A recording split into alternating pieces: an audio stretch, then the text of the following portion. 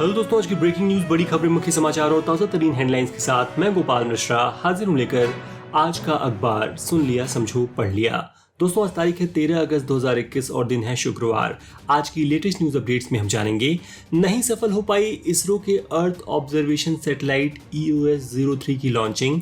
भारत का विदेशी मुद्रा भंडार पहुंचा 620 अरब डॉलर के पार। भारत इंग्लैंड टेस्ट मैच के पहले दिन लोकेश राहुल ने लगाया शतक। सलमान खान ने सिल्वर मेडलिस्ट मीराबाई चानू से की मुलाकात और ऐसी ही तमाम बड़ी खबरों पर डालेंगे नजर। तो चलिए फटाफट शुरुआत करते हैं आज की रोचक तथ्य के साथ। क्या कोई बैक्टीरिया हमारी उम्र को बढ़ा भी सकता है? जी हाँ, जापानी वैज्ञानिकों ने 100 साल और इससे अधिक जीने वालों के बारे में एक सीक्रेट बताया है। उनका कहना है, इतनी लंबी उम्र होने की वजह आंतों में मौजूद खास तरह का बैक्टीरिया है। यह बैक्टीरिया सेकेंडरी बाइल एसिड का निर्माण करता है जो संक्रमण से लड़ने में मदद करता है, आंतों को स्वस्थ रखता है और बढ़ती उम्र के असर को घटाने में भी मदद करता है। अब सुनते हैं देश दुनिया राजनीति की सभी बड़ी खबरें। Indian space research organisation ISRO के अर्थ ऑब्जर्वेशन सैटेलाइट EOS-03 की लॉन्चिंग फेल हो गई है। इस सैटेलाइट ने श्रीहरिकोटा स्थित सतीश धवन स्पेस सेंटर से कल सुबह 5:43 पर उड़ान तो भरी, लेकिन तय समय से कुछ सेकंड पहले तीसरे स्टेज यानी क्रायोजेनिक इंजन में गड़बड़ी आने से यह ऑर्बिट में स्थापित नहीं हो सका। तकनीकी दिक्कतों के चलते मिशन कंट्रोल सेंटर को सिग्नल और डेटा मिलना बंद हो गया। इसके बाद इसरो के चेयरमैन के सिवन ने बताया कि मिशन पूरा नहीं हो सका है। इस सैटेलाइट को आई इन द स्काई यानी आसमान में आंख कहा जा रहा था। अब इसके फेल होने के बाद इसरो लॉन्च की नई तारीख का ऐलान जल्द ही करेगा। दोस्तों, अगर आपने अभी तक हमें टेलीग्राम पर ज्वाइन नहीं किया है तो प्लीज कमेंट बॉक्स में दिए गए लिंक पर क्लिक कर या टेलीग्राम पर आज का अखबार सर्च कर हमें ज्वाइन कर लें और लगातार ताज़ा तरीन खबरों से अपडेट होते रहें। तो चलिए बढ़ते हैं अगली खबर की तरफ। देश में कोरोना संक्रमण के मामलों में फिर से बढ़त देखी जा रही है। कल जारी आंकड़ों के अनुसार बीते 24 घंटे में देश में 41,576 नए मामले सामने आए। 39,125 मरीज ठीक हुए और 491 लोगों की मौत हुई। ऐसा 5 दिन बाद हुआ है जब 40,000 से ज्यादा नए मरीजों की पहचान हुई है। एक बार फिर सबसे ज्यादा मामले केरल से ही आए। यहाँ 23,500 लोग संक्रमित पाए गए, 19,411 लोग ठीक हुए और 116 लोगों की मौत हुई। कांग्रेस और ट्विटर की जंग तेज हो गई है। कांग्रेस का आरोप है कि माइक्रो ब्लॉगिंग साइट ने पार्टी और राहुल गांधी समेत कई सीनियर नेताओं के ऑफिशियल ट्विटर हैंडल को लॉक कर दिया है। इसके विरोध में पार्टी के कई नेताओं और कार्यकर्ताओं ने अपना ट्विटर अकाउंट राहुल गांधी के नाम पर कर दिया है। कांग्रेस महासचिव प्रियंका गांधी समेत कई नेताओं और कार्यकर्ताओं ने अपने ट्विटर अकाउंट पर राहुल गांधी की फोटो लगा दी है। यूथ कांग्रेस के अध्यक्ष श्रीनिवास बीवी ने ट्वीट करके कहा कि तुम कितने ट्विटर अकाउंट रोकोगे, हर कार्यकर्ता राहुल गांधी की आवाज बनकर तुमसे तीखे सवाल पूछेगा। हंगामे के चलते राज्यसभा अनिश्चितकाल तक स्थगित होने के अगले दिन गुरुवार को सरकार और विपक्ष के बीच आरोप प्रत्यारोप का दौर चला। राज्यसभा में मंगलवार को विपक्षी सदस्यों के हंगामे के बीच मार्शल बुलाने पड़े थे। भारतीय कम्युनिस्ट पार्टी के सांसद एलमारन करीम ने तो एक सुरक्षा कर्मी की गर्दन ही पकड़ ली थी, जिससे उसे घुटन होने लगी। सांसदों और मार्शलों के बीच हुई हाथापाई को लेकर गुरुवार को कांग्रेस नेता राहुल गांधी ने 15 विपक्षी दलों के साथ संसद से विजय चौक तक मार्च निकाला। आरोप लगाया कि सरकार ने सदन में लोकतंत्र की हत्या की। राज्यसभा में पहली बार सांसदों की पिटाई की गई। प्रधानमंत्री नरेंद्र मोदी ने गुरुवार को वीडियो कॉन्फ्रेंसिंग के जरिए आत्मनिर्भर नारी शक्ति से संवाद प्रोग्राम में हिस्सा लिया। इसमें प्रधानमंत्री महिला स्वयं सहायता समूह की सदस्यों से बात कर रहे थे और 4 लाख महिला स्वयं सहायता समूहों के लिए 1,625 करोड़ रुपए की राशि भी जारी की। मोदी ने कहा, अब एक अहम फैसला लिया गया है। सेल्फ हेल्प ग्रुप को 10 लाख की जगह 20 लाख रुपए का कर्ज बिना गारंटी के मिलेगा। पहले बैंक अपने बचत खाते को लोन से जोड़ने को कहते थे और अब इस शर्त को भी हटा लिया गया है। कानपुर की बर्रा 8 की बस्ती में छेड़खानी के आरोपी को बीजेपी विधायक महेश त्रिवेदी के बेटे और बजरंग दल के कार्यकर्ताओं ने बीच सड़क पर जमकर पीटा। मौके पर खड़ी पुलिस मूक बनकर तमाशा देखती रही। पिटने वाले आरोपी पर 20,000 रुपए देकर धर्म परिवर्तन कराने का दबाव बनाने का आरोप है। हिमाचल प्रदेश के किन्नौर में बुधवार को हुए लैंडस्लाइडिंग मामले में मरने वालों की संख्या बढ़कर 14 हो गई है। वहीं 13 लोगों को रेस्क्यू कर लिया गया है। 16 लोग अभी भी लापता बताए जा रहे हैं। इस बीच हिमाचल प्रदेश के मुख्यमंत्री जयराम ठाकुर ने जान गंवाने वाले लोगों के परिवारों को 4-4 लाख रुपए और गंभीर रूप से घायल लोगों को 50-50 हजार रुपए का मुआवजा देने का ऐलान किया है। परिवहन विभाग भी जान गंवाने वाले बस यात्रियों के परिवारों को 1-1 लाख रुपए देगा। पूर्वी दिल्ली के त्रिलोकपुरी इलाके में बुधवार रात 6 साल की दलित बच्ची से 2 लोगों ने गैंगरेप किया। पुलिस ने एक आरोपी को गिरफ्तार कर लिया है। परिवार ने पुलिस पर एफआईआर दर्ज करने में टाल मटोल करने का आरोप लगाया है। कांग्रेस की अंतरिम अध्यक्ष सोनिया गांधी ने 20 अगस्त को ममता बनर्जी, उद्धव ठाकरे और विपक्षी नेताओं की बैठक बुलाई है। एनसीपी चीफ शरद पवार, तमिलनाडु के मुख्यमंत्री एमके स्टालिन और झारखंड के मुख्यमंत्री हेमंत सोरेन को भी इस वर्चुअल मीटिंग में बुलाया गया है। माना जा रहा है कि विपक्ष की मजबूत एकता दिखाने के मकसद से यह बैठक बुलाई गई है। महाराष्ट्र में कल एक अनोखा मामला सामने आया। एक शख्स ने एनसीपी चीफ शरद पवार की आवाज में मंत्रालय के एक सीनियर ऑफिसर को फोन किया और एक ट्रांसफर करने के लिए कहा। जांच में पता चला कि ये फर्जी कॉल थी। एक व्यक्ति को पुणे से गिरफ्तार किया गया है। राजौरी जिले में बीजेपी नेता के घर के बाहर कल हमला हुआ। हमले में आतंकियों की तरफ से ग्रेनेड का प्रयोग किया गया, जिसकी चपेट में आकर परिवार के 5 सदस्य घायल हो गए। इन्हें इलाज के लिए हॉस्पिटल में भर्ती कराया गया है। महाराष्ट्र में रहने वाली 10 साल की अनीशा पाटिल ने पीएम मोदी को ईमेल कर मिलने की इच्छा जाहिर की। इस पर पीएम ने जवाब दिया, दौड़ कर आ जाओ बेटा। और बुधवार को उसने पीएम से मिलकर पूछा कि आप राष्ट्रपति कब बनेंगे। यह सवाल सुनकर पीएम अपनी हंसी नहीं रोक पाए।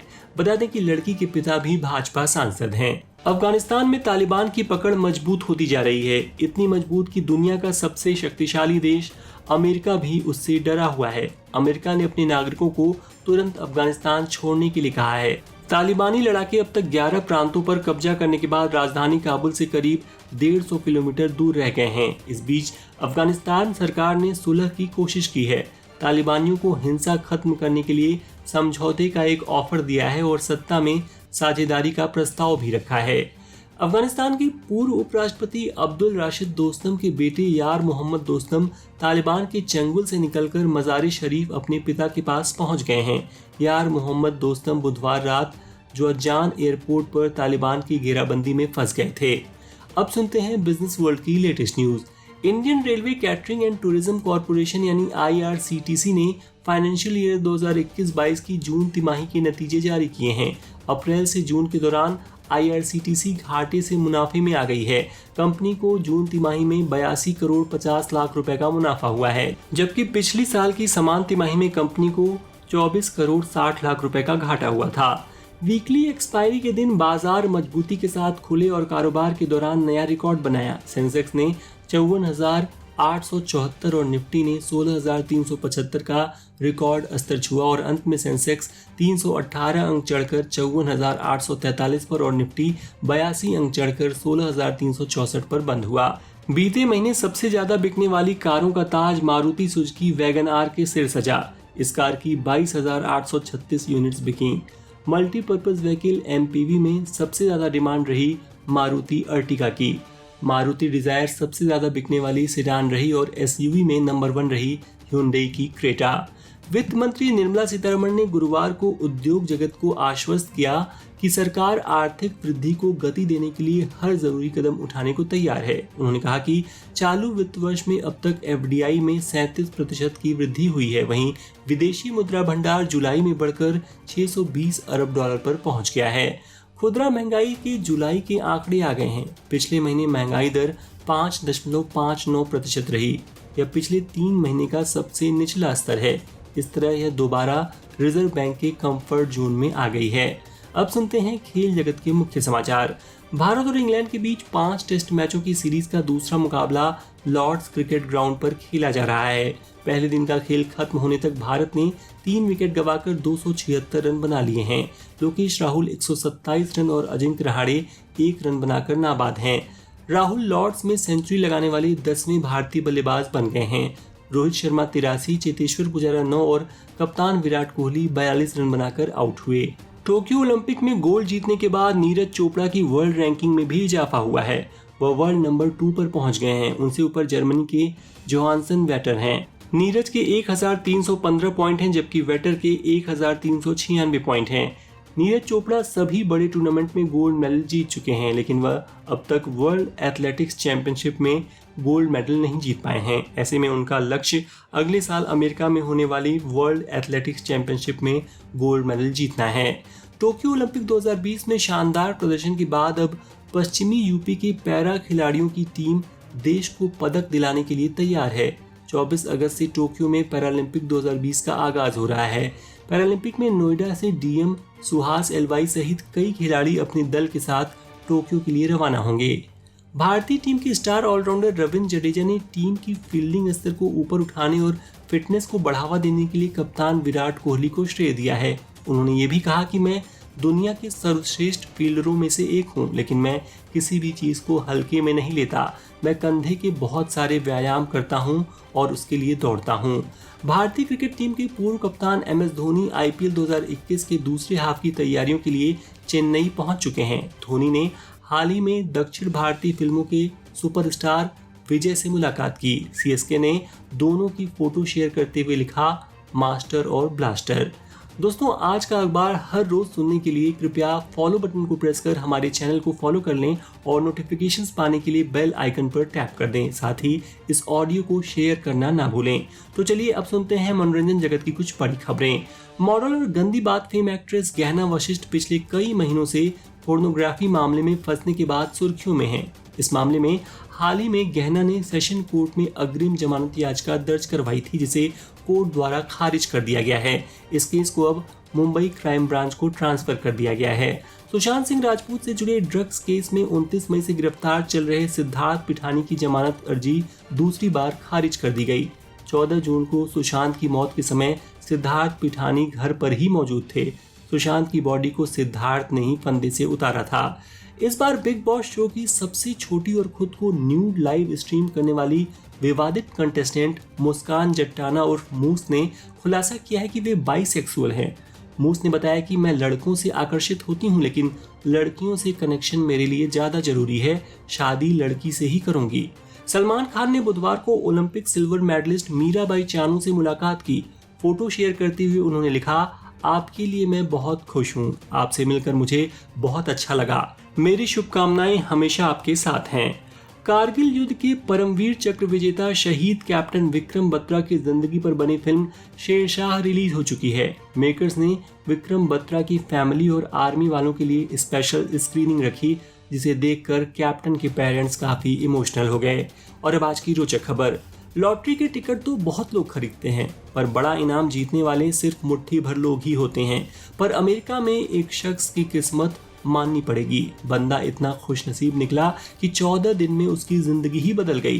पहले उसने लॉटरी से 30 लाख रुपए जीते, फिर कुछ ही दिनों बाद उसकी 22 करोड़ रुपए की लॉटरी लग गई, जबकि ऐसा होने की संभावना करोड़ों में एक होती है। तो दोस्तों, ये हो गई आज के प्रमुख समाचार पत्रों में छपी ताजा तरीन खबरें। अब समय है कल पूछे गए प्रश्न का उत्तर देने का। कल मैंने पूछा था GPS के फुल फॉर्म में G का क्या अर्थ है, ज्योग्राफिकल, ग्राउंड या ग्लोबल। सही जवाब है ग्लोबल।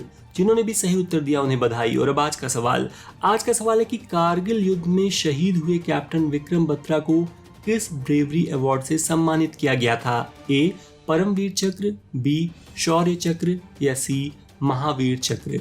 कृपया कमेंट के माध्यम से अपना उत्तर जरूर दें। आज का अखबार अंत तक सुनने के लिए आपका बहुत बहुत धन्यवाद। And once again I request you to please follow our channel and share this podcast with your friends. तो कल फिर होगी मुलाकात, क्योंकि हर दिन हर बार लेकर आता हूं मैं आज का अखबार। तब तक के लिए नमस्कार।